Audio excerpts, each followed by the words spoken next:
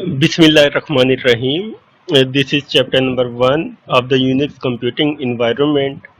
Here we will discuss the history, the main components and the feature of the Unix operating system. Dear students, you will see that Sun operating system and the family of Linux operating system are derived from the Unix environment. So starting from the main components of a computer, you see that there are four main components of a computer कि आपकी RAM है, CPU है, IO devices हैं and hard drive.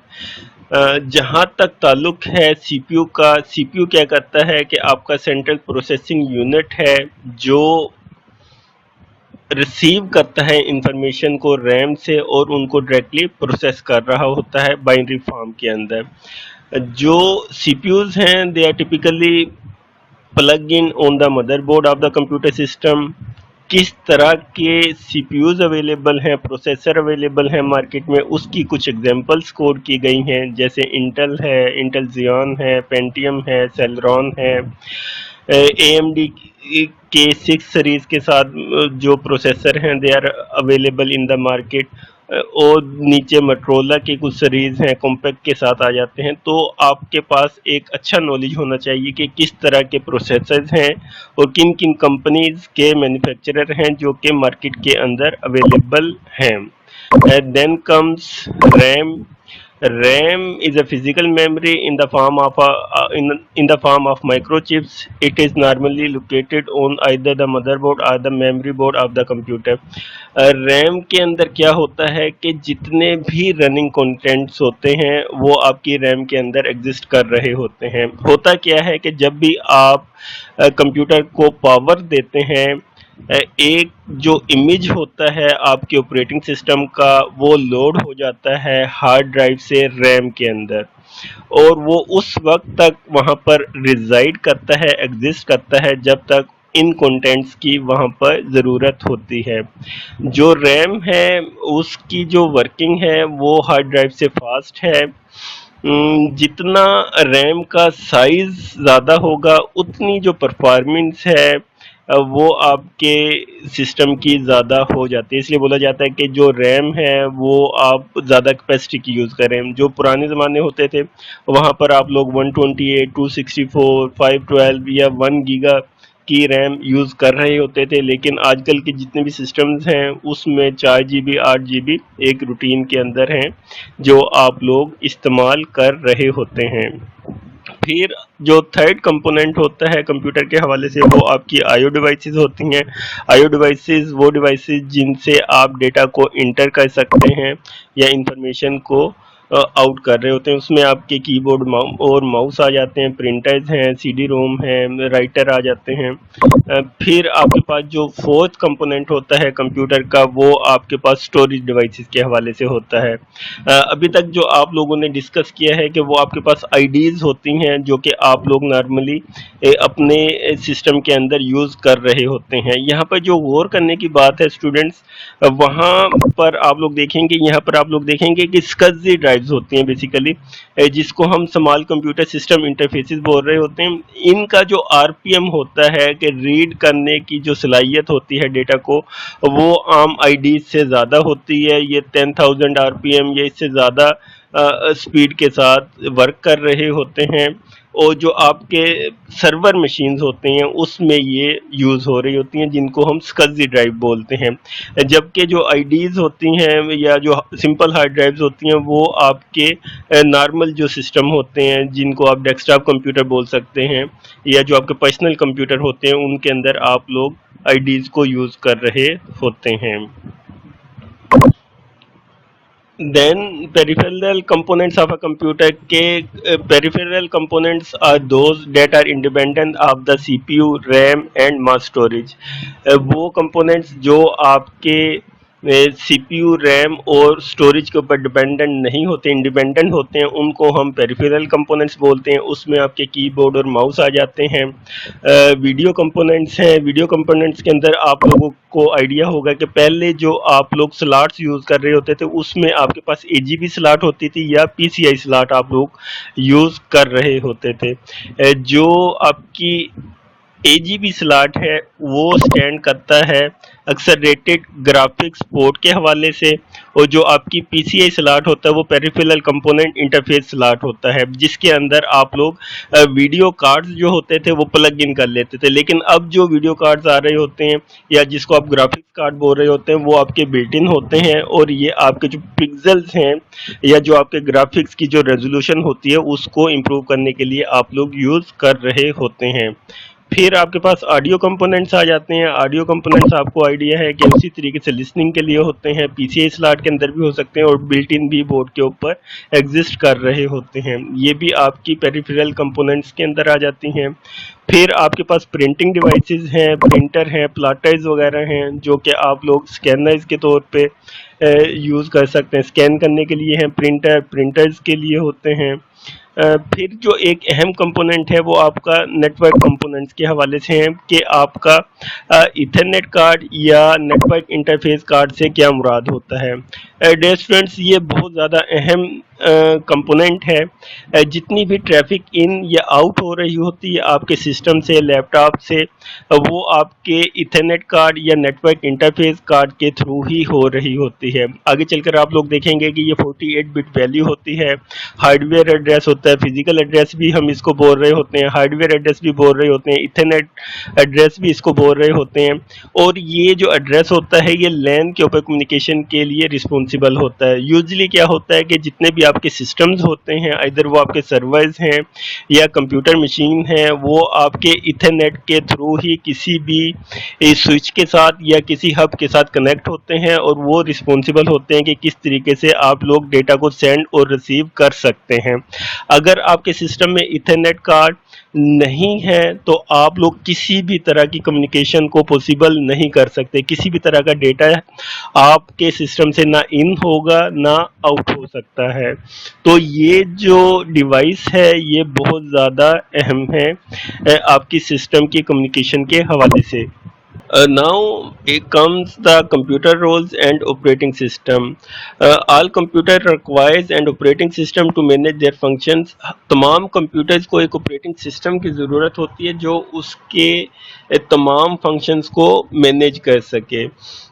जो हमारे पास categories हैं operating system की, उसमें आपके पास सिंगल यूज़र या डेस्कटॉप ऑपरेटिंग सिस्टम है, या आप लोग यूज़ कर रहे होते हैं मल्टी यूज़र, जिसको नेटवर्क ऑपरेटिंग सिस्टम भी आप लोग बोल रहे होते हैं। जितने भी अर्ली डेस्कटॉप ऑपरेटिंग सिस्टम थे वो सिंगल यूज़र सिस्टम थे। सिंगल यूज़र सिस्टम से क्या मुराद है कि एक ही यूज़र सेम टाइम के ऊपर लॉगिन कर सकता था और वो एक या एक से ज़्यादा टास्क परफॉर्म कर सकता था, जिसकी एग्जांपल हमारे पास डास ऑपरेटिंग सिस्टम और विंडोज़ के हवाले से हैं।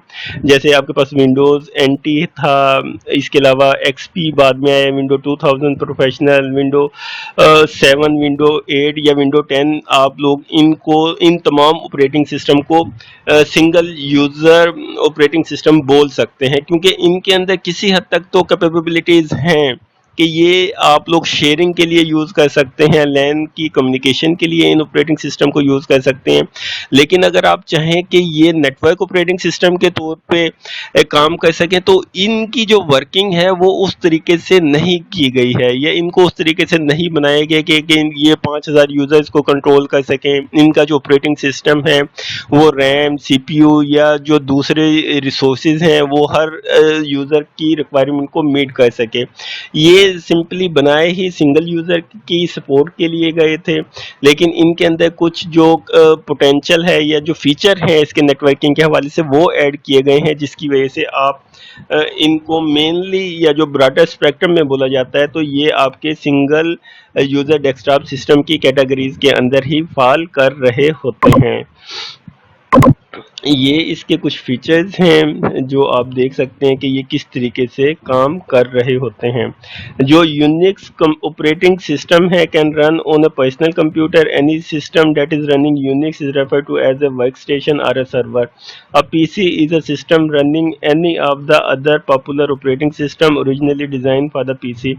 जो आपके यूनिक्स ऑपरेटिंग सिस्टम है डियर स्टूडेंट्स, वो आप as a server operating system भी यूज़ कर सकते हैं और उसको एज ए वर्क स्टेशन भी यूज़ कर सकते हैं। वो आपकी डिपेंड करता है कि किस सिनारियो के अंदर या आपकी जो वर्किंग है वो आप उससे क्या टास्क परफॉर्म लेना चाहते हैं।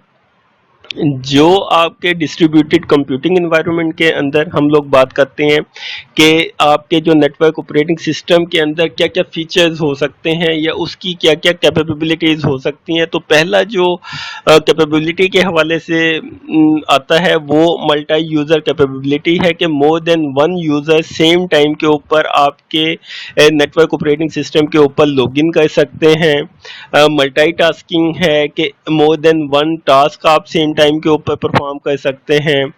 Then there is a distributed processing. Distributed processing से क्या मुराद है कि नेटवर्क के ऊपर जो रिसोर्सेज अवेलेबल हैं, जैसे आप कोई फाइल शेयर करना चाह रहे हैं या कोई प्रिंटर है उसको शेयर करना चाह रहे हैं या दूसरे आपके रिसोर्सेज हैं, उसको आप एक मैनेज तरीके से कंट्रोल कर सकते हैं नेटवर्क ऑपरेटिंग सिस्टम को यूज़ करते हुए। अगर आप डेस्कटॉप ऑपरेटिंग सिस्टम या सिंगल यूज़र के हवाले से आप बात करते हैं तो वहाँ पर आपके पास वो जो कंट्रोल होता है मैनेजमेंट के हवाले से या जो पॉलिसीज़ आप लोग इम्प्लीमेंट कर सकते हैं वो फीचर आपके पास अवेलेबल नहीं होता है।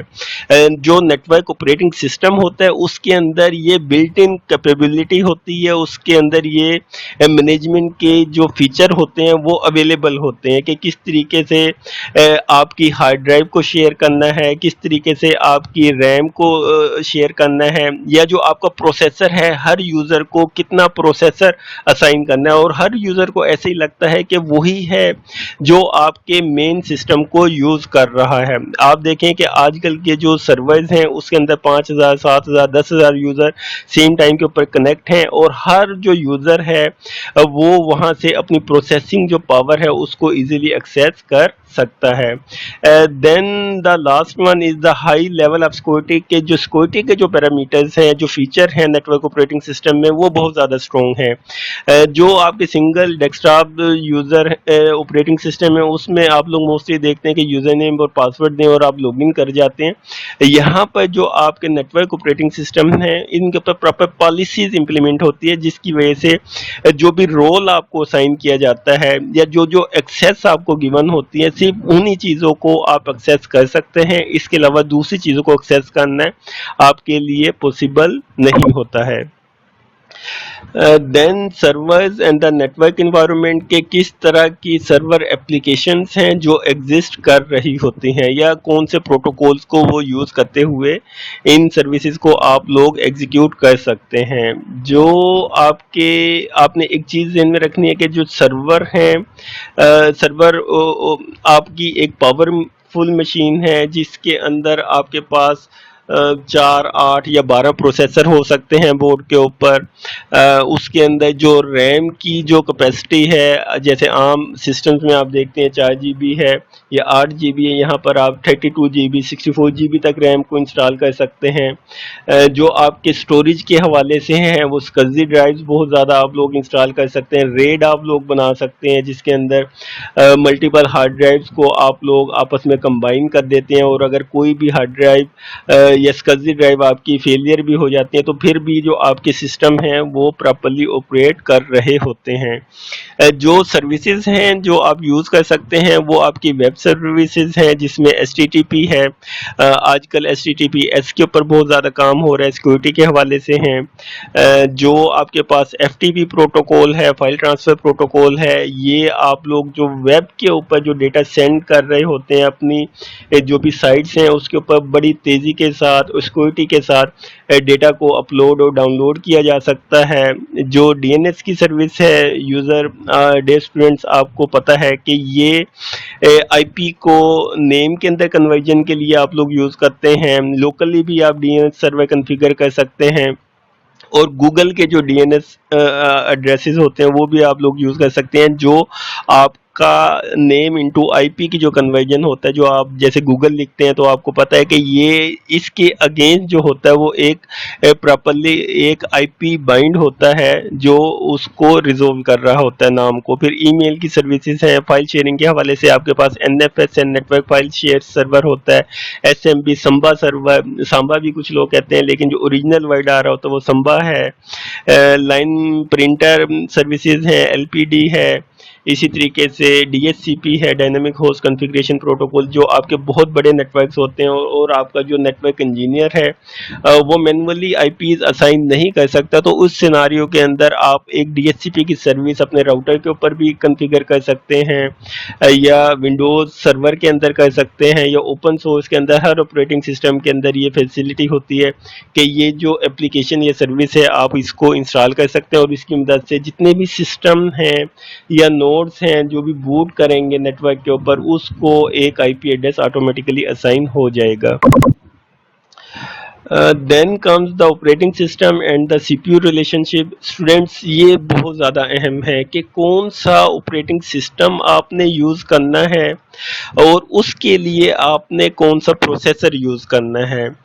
जैसे 2005 में 2007 में हम लोग देखते थे कि इंटेल ज़ियॉन बहुत ज़्यादा पावरफुल मशीन होती थी विंडोज़ इन्वायरमेंट के हवाले से, कि विंडोज़ सर्वर 2000 इंस्टॉल किया जा रहा होता था, 2003 या 2008।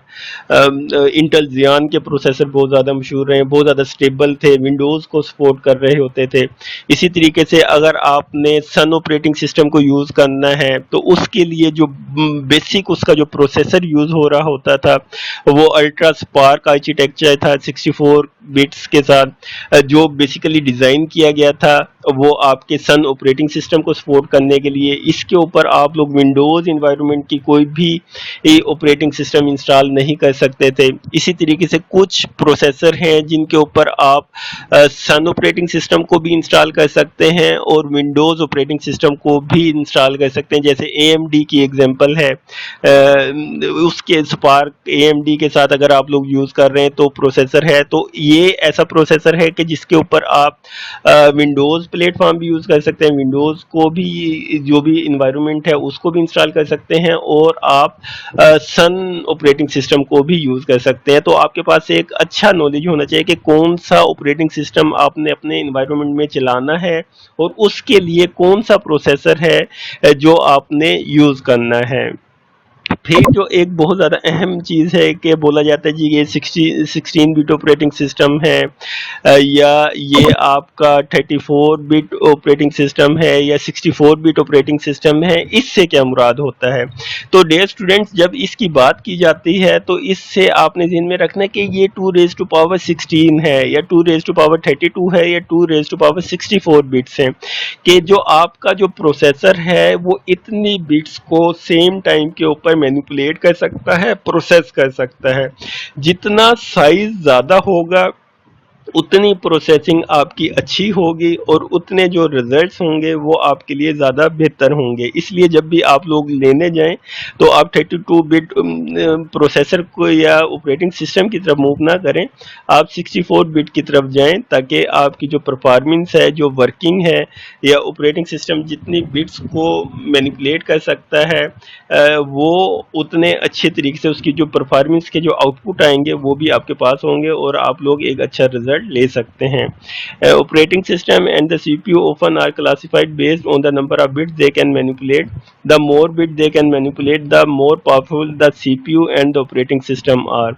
तो यही बात जो मैं आपको बता रहा था कि जितना आपका प्रोसेसर और ऑपरेटिंग सिस्टम जितनी नंबर ऑफ बिट्स को हैंडल कर सकता होगा उतना ज़्यादा पावरफुल आपकी मशीन होगी और उतनी आपकी जो परफॉर्मेंस है वो ज़्यादा इम्प्रूव हो जाएगी। अब जहाँ तक ताल्लुक है कि नेटवर्क ऑपरेटिंग सिस्टम कौन कौन से हो सकते हैं, तो वो हम लोग जो डिस्कस करेंगे वो मोस्टली यूनिक्स का है। यूनिक्स के अंदर आपको पहले भी बताया जा चुका है कि आपके पास ओपन सोर्स के ऑपरेटिंग सिस्टम है जो हम लोग देखेंगे लिनक्स के हवाले से, और सन ऑपरेटिंग सिस्टम सिस्टम की इंस्टॉलेशन हम लोग करेंगे और उसके साथ हम लोग विंडोज़ सर्वर जैसे यहाँ पर एनटी या 2000 की बात की गई है, हम लोग इंशाल्लाह ताला सर्वर 2015 या 18 को इंस्टॉल करके दिखाएंगे और उसको देखेंगे कि किस तरीके के फीचर हैं जो आप लोगों को प्रोवाइड किए जा सकते हैं।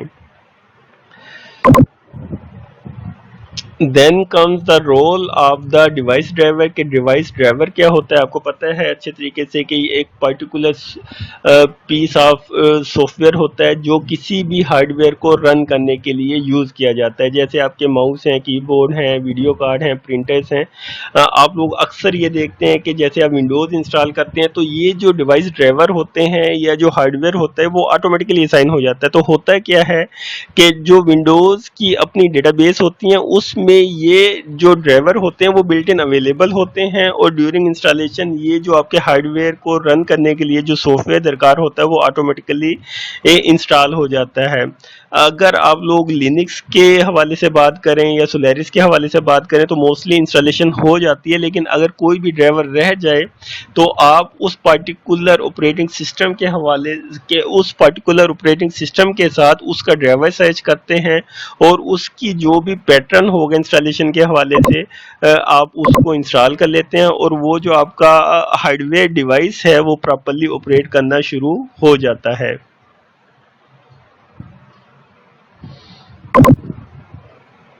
Then comes the history of the Unix.